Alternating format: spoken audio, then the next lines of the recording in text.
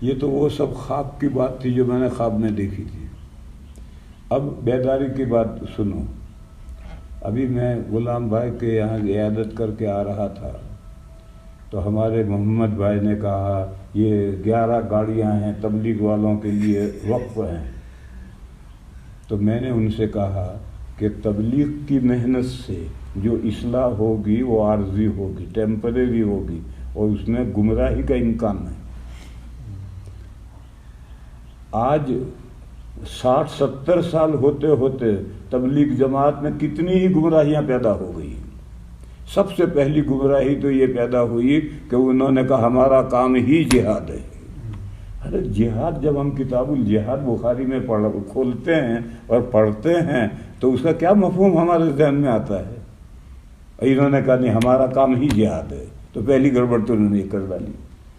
دوسری گڑبڑ انہوں نے کہا کہ دین کا کام ہم ہی کر رہے ہیں، حضور والا اور صحابہ والا کام ہم ہی کر رہے ہیں۔ یہ وہ سب گمراہیاں ہیں جو تبلیغ میں پیدا ہو گئی، اور چھوٹی چھوٹی گمراہیاں تو بے حساب پیدا ہوتی۔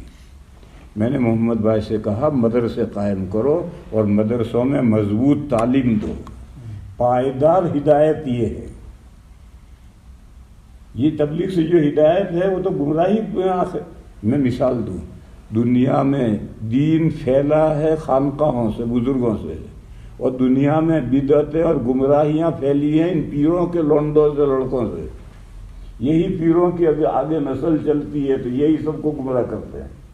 پہلا پیر بڑا شاندار اللہ کا نیک بندہ ہے، اسے ہدایت پھیلتی ہے، پھر اولاد جاہل آتی ہے وہ سب کو لے ڈوبتی ہے۔ تو خانقاہوں سے جو ہدایت پھیلتی ہے وہ دیر مضبوط نہیں ہے، وہ تو ایک وقت تک رہے گی، پھر اسے گمراہیاں پیدا ہو جائیں گے۔ یہی حال تبلیغ کی ہدایت کا ہے۔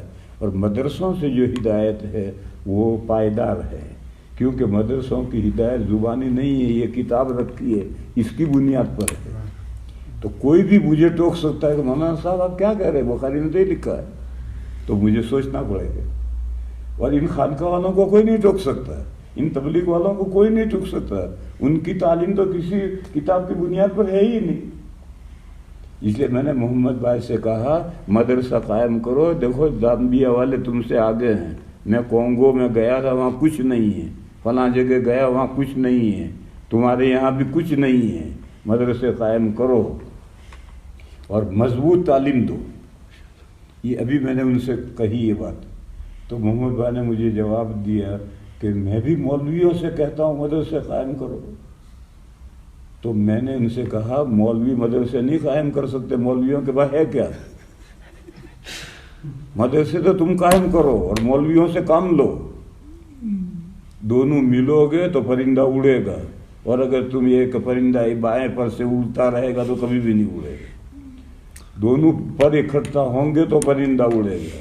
تو صاحب ثروت، صاحب اموال کھڑے ہوں اور کھڑے ہو کر مدارس قائم کریں، اور اس میں بہترین علماء انڈیا پاکستان سے لائیں اور طلباء کو پہلے اردو پڑھائیں۔ اگر آپ کو دیوبندی رہنا ہے تو اردو پڑھنا ہے، بے شک۔ آپ انگریزی اور عربی کی تعلیم سے دیوبندی نہیں رہ سکو گے۔ دیکھو ساؤتھ افریقہ کی مثال ہے، زکریا اور آزاد بھی سب ہندوستان پاکستان سے اساتذہ لاتے ہیں، 1 سال اردو پڑھاتے ہیں، بس ان کو وہ دیوبند کے طرز پر ہیں، وہ دیوبندی ہیں۔ اور باقی ساؤتھ افریقہ ہی میں انگریزی میں پڑھانے والے بھی ادارے ہیں، عربی میں پڑھانے والے بھی ادارے ہیں، سب جگہ میں گھومتا آ رہا ہوں، وہ سب دیوبندی نہیں ہیں۔ تو اس لیے اگر آپ دیوبندی دیکھو، لینگویجز مادری زبان کے علاوہ دوسری زبانیں مختلف مقاصد سے سیکھنی پڑتی ہیں۔ ایک کو مڈل ایسٹ میں نوکری کرنی ہے تو عربی سیکھنی پڑے گی، ایک کو یورپ امریکہ میں نوکری کرنی پڑتی ہے انگریزی سیکھنی پڑے گی، سیکھتے ہیں۔ ایک کو ایمبیسی میں نوکری کرنی پڑتی ہے تو انگریزی سیکھنی پڑے گی، اور اگر ملک ایسا ہے کہ وہاں فرینچ بولی جاتی تو فرینچ سیکھنی پڑے گی۔ تو ایسے اگر آپ کو ریلیجن مذہبی کو باقی رکھنا ہے، دیوبندی رہنا ہے، تو آپ کو عربی کے ساتھ اردو سیکھنی پڑے گی۔ اردو سیکھے بغیر آپ دیوبندی نہیں رہ سکتے۔ کہ یہ قرآن کریم تو ہے، عربی تو ہے، عربی تو ہے، اس کے تو 10 مفہوم لوگوں نے بیان کیے، مودودی کچھ بیان کرتا، دوسرا کچھ بیان کرتا، تیسرا کچھ بیان کرتا ہے۔ علماء دیوبند نے کیا مطلب بیان کیا، یہ تو آپ اسی وقت سمجھیں گے جب کہ آپ اردو جانتے ہو۔ اور اکابر کی کتابیں پڑھتے ہوں. ہمارے ان ملکوں میں بھوسا بھر گیا ہے لوگوں کے دماغوں میں، مولویوں کے دماغوں میں بھی. English speaking. ارے انگلش اسپیکنگ تو رہنے دو، لوگوں کو سمجھاؤ، لیکن قرآن و حدیث کو سمجھنے کے لیے آپ کو علماء دیوبند کی جو تبیین و تشریح ہے اس کو فالو کرنا پڑے گا، تو آپ ہدایت پر رہ سکو گے، ورنہ گمراہ ہو جاؤ. اور انگلش اسپیکنگ رکھو لوگوں کو سمجھانے کے لیے، لیکن خود سمجھنے کے لیے اردو سمجھنی پڑے گی. برطانیہ میں یہ آفت نہیں ہے، عوام میں تو وہاں بھی یہ ذہن بنا ہے کہ امام رکھو انگلش اسپیکنگ، لیکن مدارس میں اور طلباء میں یہ ذہن نہیں ہے. امریکہ میں بھی یہ ذہن نہیں، کینیڈا میں بھی یہ ذہن نہیں. سب اردو پڑھتے ہیں، اردو کے ذریعے سے دورے تک نیچے سے اوپر تک پڑھاتے ہیں. افریقہ میں یہ ذہن بن گیا ہے کہ مدرسے بھی انگلش اسپیکنگ. ارے انگلش اسپیکنگ سے جو تیار ہوں گے یا عربی اسپیکنگ سے جو تیار ہوں گے میڈیم سے، وہ دیوبندی نہیں رہ سکیں. اور ہندوستان پاکستان سے بھی عالم لاؤ، مضبوط نام کے عالم مت لاؤ، اور مدرسے قائم کرو. محمد بھائی سے میں نے کہا کہ دیر پا ہدایت ان مدرسوں سے ہوگی. تبلیغ جماعت سے دیر پا ہدایت نہیں ہوگی، اس میں کچھ دیر کے بعد گمراہی آئے گی، جیسے خانقاہ میں کچھ وقت کے بعد گمراہی آتی ہے، لیکن مدرسوں میں گمراہی نہیں آئے گی. کیوں مدرسوں میں آئے گی؟ تو مدرسوں میں تو کتاب کے واسطے سے طالب علم کو پڑھاتا ہے، تو طالب علم اشکال کر سکتا ہے کہ یہ عبارت کا مطلب آپ بیان کرتے میری سمجھ میں نہیں آ رہا. اور ان کے یہاں تو کوئی واسطہ ہے ہی نہیں، خانقاہ میں بھی کوئی واسطہ نہیں، تبلیغ میں بھی کوئی واسطہ نہیں. کہ فضائل کی کیا؟ فضائل ہی دین تھوڑی ہے، مسائل بھی تو دین ہے. تبلیغ کی ایک بہت بڑی گمراہی یہ ہے، سنو، ناراض تو ہوگے تم لوگ، برا تو لگے گا، مگر سنو. حضرت مولانا الیاس صاحب رحمۃ اللہ علیہ نے جب جماعت کا نظام بنایا تھا تو تبلیغ دین کے لیے بنایا تھا.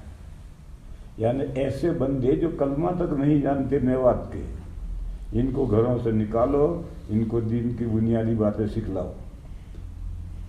آج جماعت مسجد میں آتی ہے، گاؤں کے بے نمازیوں پر کوئی محنت کرنے والا نہیں، گھیر گھر کے لاتے ہیں، پاکی ناپاکی بھی نہیں سمجھاتے، بھائی ایک ہی بات سمجھتے، نکلو نکلو، یہی بات سمجھاتے ہیں. اور ان کی تعلیم میں کوئی بیٹھتا بھی نہیں، کیونکہ ان کی تعلیم میں کچھ ہے ہی نہیں، نکلو اس کے علاوہ کچھ ہے ہی نہیں.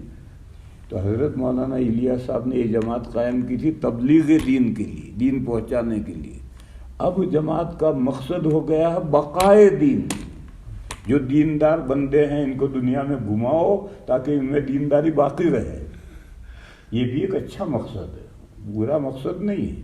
اللہ پاک کا ارشاد ہے، یا ایھا الذین آمنوا اتقوا اللہ وکونوا مع الصادقین. صادقین کے ساتھ رہنے سے دین باقی رہے گا. تو بقائے دین بھی ایک مقصد ہے، میں اس کو انکار نہیں کر رہا. لیکن حضرت مولانا نے جو تبلیغ قائم کی تھی تبلیغ دین کے لیے، وہ تو مقصد بہت ہو گیا. میرے محلے میں جہاں میں 40 سال سے ہوں، ایک مرتبہ میں نے متولی سے کہا کہ ہمارے محلے میں 3 مسجدیں ہیں اور ہر مہینے میں جماعت آتی ہے. آپ یہ بتائیں اس 40 سال میں تبلیغ کی محنت سے محلے کا کوئی بندہ نمازی بنا؟ تو اس نے کہا کوئی نہیں بنا.